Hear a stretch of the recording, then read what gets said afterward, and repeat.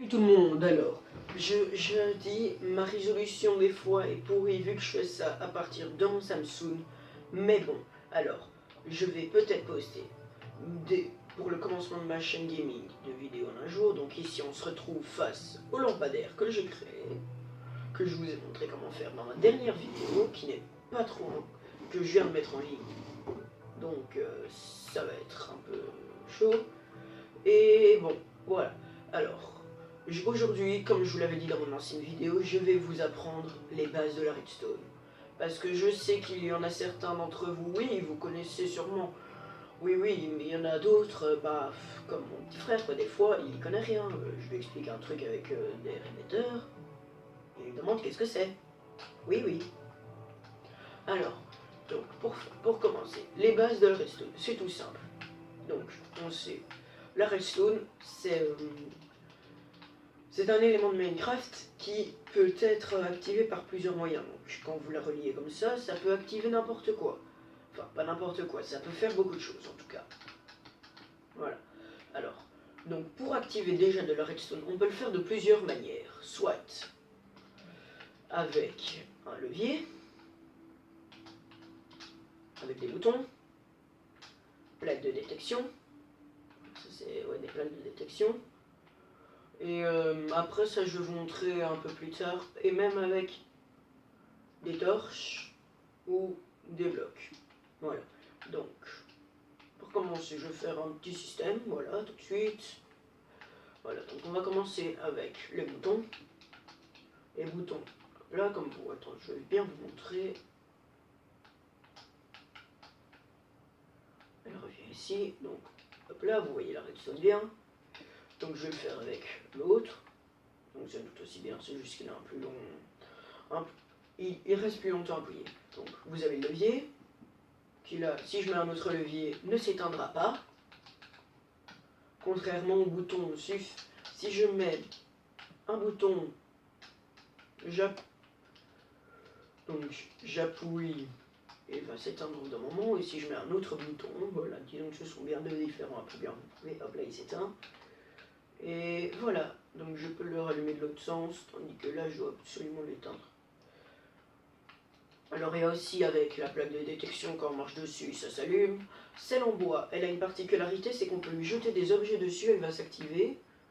Tandis que celle en pierre, elle par contre, on peut lui jeter tout et n'importe quoi dessus, elle ne s'activera pas, elle ne prend que les humains.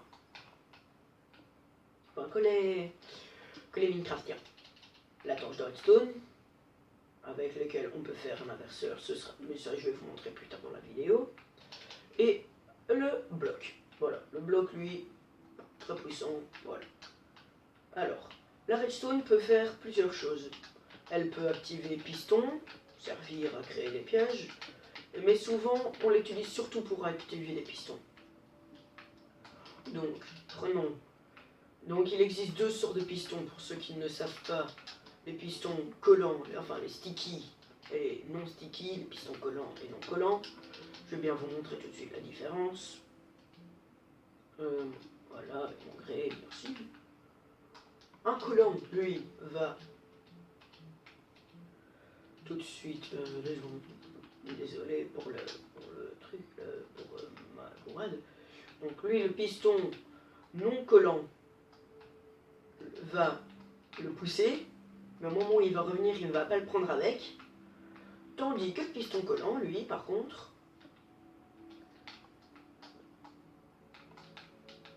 voilà, au moment où il va le pousser,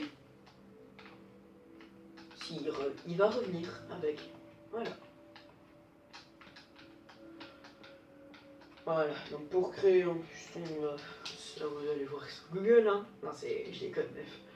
Je viens seulement de passer dans un mode assez nouveau, donc enfin, le mode, je sais pas en quelle version, mais ça c'est les trucs de base, hein, donc logiquement toutes les versions savent le prendre.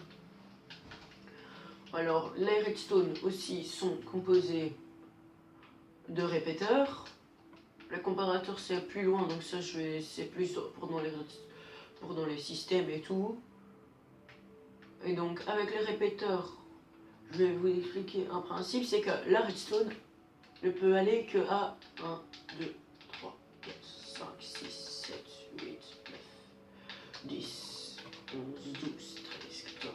15.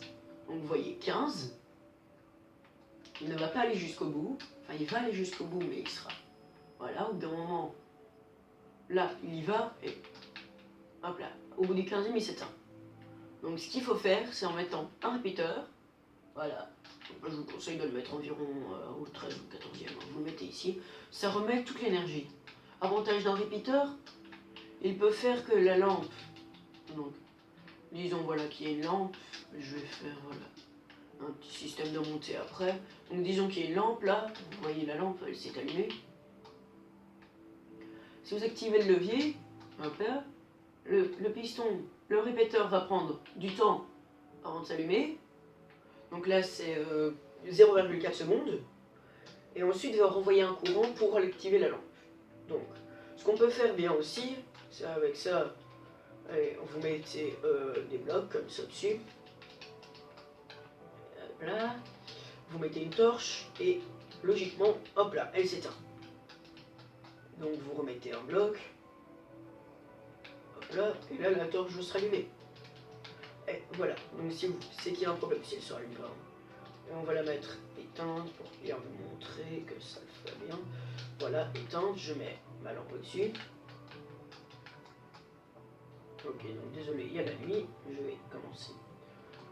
Voilà, donc il y a la nuit qui se lève, on va mettre le jour, je déteste travailler pendant la nuit. Ça c'est mon opinion, mais il y en a qui aiment bien en fait. Alors, pour allumer cette lampe, bah voilà, hop là, voilà, tac tac, et il y a un bug. Ah oui, oui, autant pour moi. Donc je me suis trompé, hop là, comme ça, sinon ça ne fonctionnera jamais. Donc je me suis bien trompé, autant pour moi. Hop là, quand vous l'allumez, hop là, la lampe. Voilà, c'est allumé. À chaque torche, comme ça, tac, tac. À chaque levée de torche, c'est un dixième de seconde en plus. Donc c'est comme si on faisait à chaque fois ça avec le répéteur. Ok. Alors, les répéteurs peuvent servir à beaucoup de choses. Hein. Renouveler l'énergie, comme je vous l'ai expliqué, à faire prendre du temps en plus.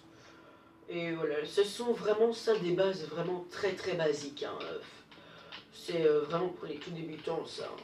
On sait tous que des fois, bah, il y en a ils ne savent vraiment pas ce qu'on peut faire avec tout ce qu'on peut faire avec la redstone. Hein. On peut utiliser les pièges, faire des trucs. Justement, je vais dans mon prochain épisode normalement, je vais peut-être vous montrer comment faire un petit piège basique pour troller ses amis.